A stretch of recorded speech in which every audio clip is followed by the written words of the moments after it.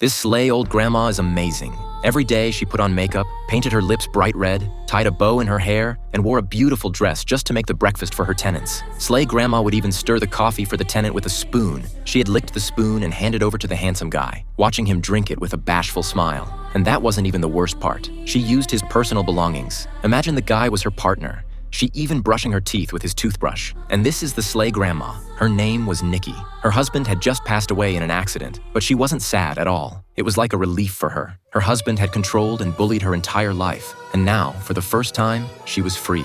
But there was one problem. He had squandered all their savings, leaving her with nothing but a mountain of debt, with no one to rely on. She had no choice but to rent out the rooms in her house to make ends meet. Before long, her first tenants arrived. A young couple, Ellie and her husband.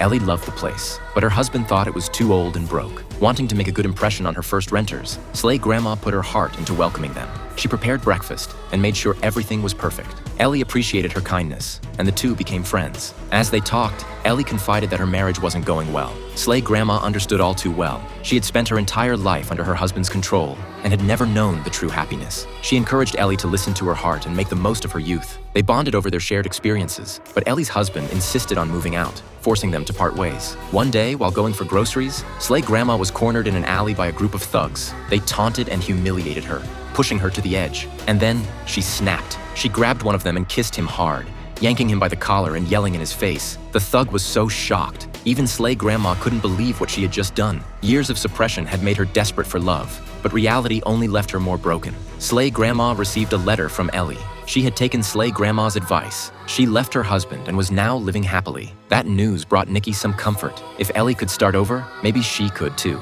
She began writing letters back, and soon they became bestie. Then one day, everything changed. While going out, she saw a man who made her heart race at first sight. A strong and good body figure, and that confident. He was everything. She fell for him instantly, and when she found out he was looking for a place to rent, overjoyed, she offered him a room at a ridiculously low price and successfully brought him home. Determined to win his favor, she learned that he loved football and immediately installed TV in his room. She even pretended to be a fan of football, just to have an excuse to spend more time with him. One evening, as they sat watching a game, the gang of thugs came back, throwing rotten eggs at the windows and shouting. But this time, Slay Grandma wasn't alone. The young man didn't hesitate. He stormed downstairs and, within moments, had the thugs begging for mercy. Watching him take them down so effortlessly, Slay Grandma was completely mesmerized. In her eyes, he wasn't just a tenant. He was her knight in shining armor. But what the young man didn't know was that his heroic act had just sealed his fate. Because from that moment on, old Slay Grandma was completely, madly in love, and she wasn't about to let him go.